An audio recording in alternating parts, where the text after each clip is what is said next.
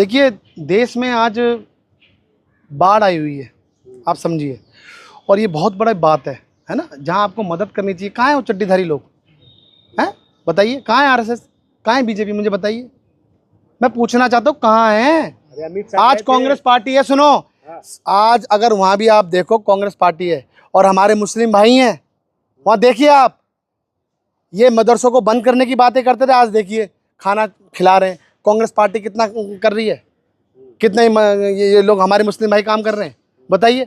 देखिए, मैं आपको बता दूं, इस देश के अंदर ये दो तीन मतलब सभी समाज मदद करती है, पर सबसे बड़ी समाज में जो मुख्य धारा पे जो आती हैं वो सिख समाज है, जो हमेशा चाहे कोविड हो चाहे और भी परेशानी हो देश पे, सबसे पहले बढ़ चढ़ के हिस्सा लेती है। और अब देखिए आप, ये लोग मुस्लिम को टारगेट करते थे, आज देखिए वही मदद कर रहे हैं।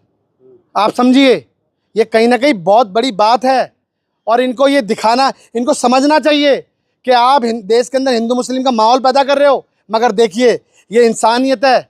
सबसे पहले मजहब नहीं सिखाता आपस में बैर करना, आपको ये समझना पड़ेगा। इस देश की यही तो भूमिका है, यही तो हमें एकजुट करती है कि सब समाज, सब धर्म एक साथ मिलकर आते हैं जब कोई बड़ी विपदा आती है। आज इतनी बड़ी विपदा आ रखी है और ये अपनी माँ को रो रहे हैं कि मेरी माँ को गाली दे दी।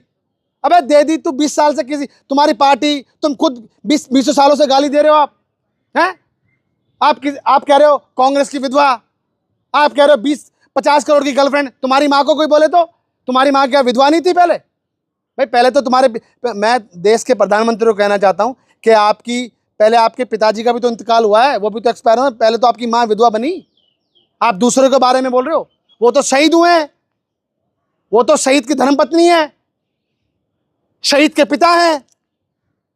आप समझिए ना, आपको ये समझना पड़ेगा कि देश में वो शहीद हैं और आप उनकी धर्मपत्नी को, आप उनके बेटे को बोल रहे हो ऐसी बातें। कांग्रेस की विधवा, बार बाला, 50 करोड़ की गर्लफ्रेंड, सूपन खाद, तमाम तरीके की बातें। शर्म आती है मुझे लगता है कि मेरा देश का प्रधानमंत्री अनपढ़ गंवार तो था ही, पर इतना बदतमीज भी था।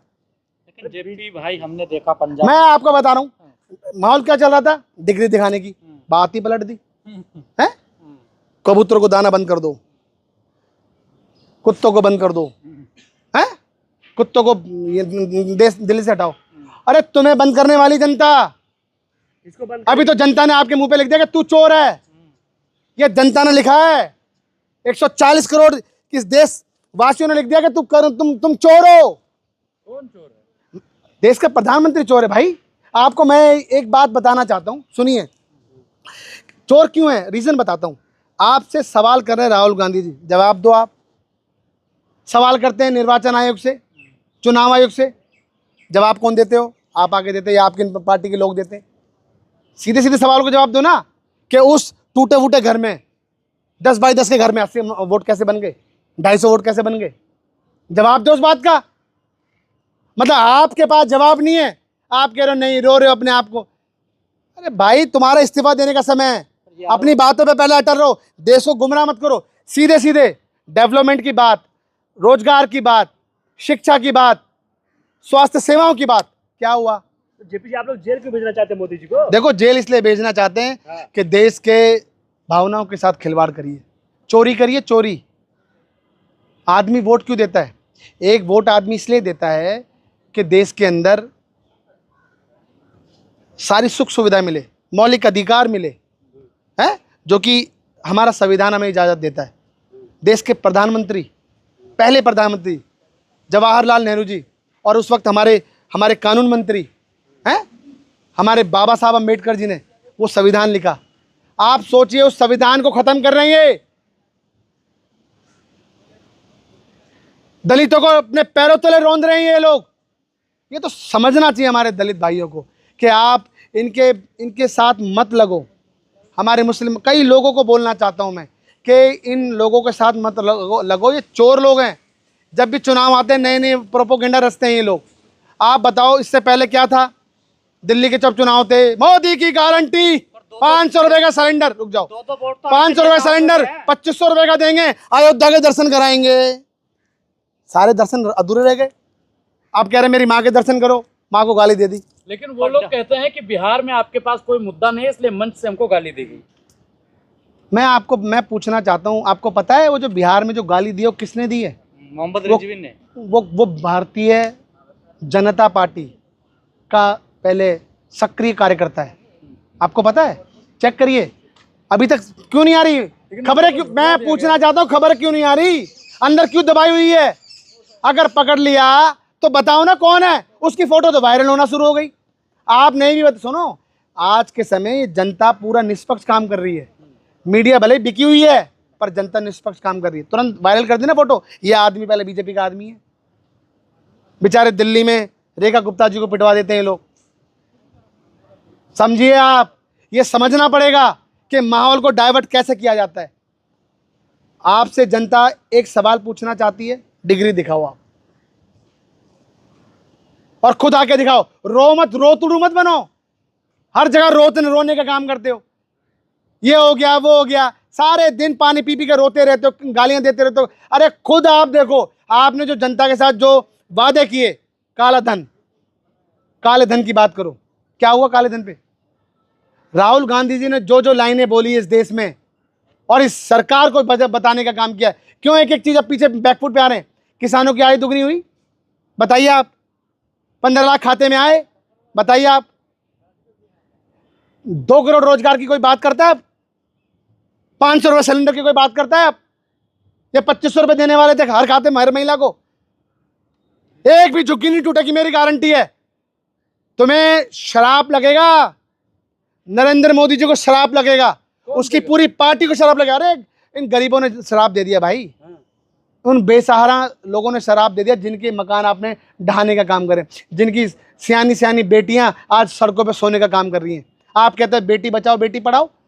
मैं कहना चाहता हूं आपके पर तो ये होना चाहिए कि आपने बेटी मार दी और बचानी नहीं है। कौन मार दिया? नरेंद्र मोदी जी ने मारी है सड़कों पे। जब अगर वो सड़कों पर सोएगी, अगर इज्जत लूटेगी तो कौन जिम्मेदार होगा?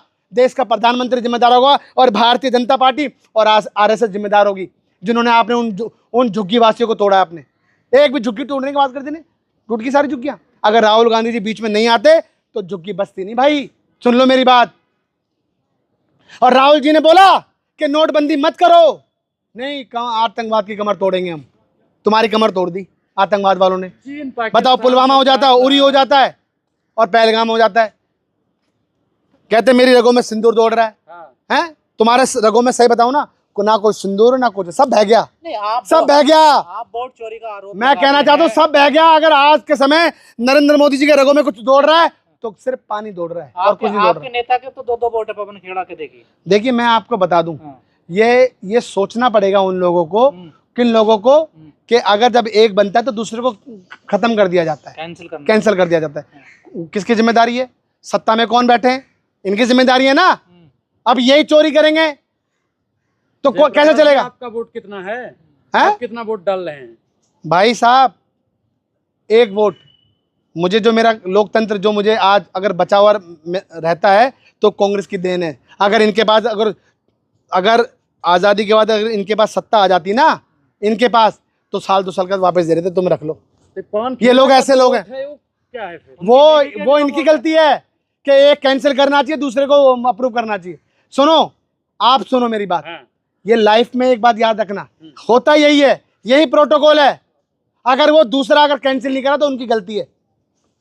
कौन खेड़ा की गलती नहीं है? बिल्कुल गलती नहीं है। अगर यही उसका रीजन बताऊं। और सुनो, ये बात नहीं, आप इसको मोड़ो मत। अब ये बोलो कि उस बंदे एसआईआर और क्या है, यही रिवीजन, यही तो आपको मैं बताता हूं। डबल वोट है उन्हें तो हटाया जा रहा है। सुनो, अच्छा, जिनके डबल वोट है उनको हटाया जा रहा है, और ये जो जनता लोग उनको मार दिया जा रहा है।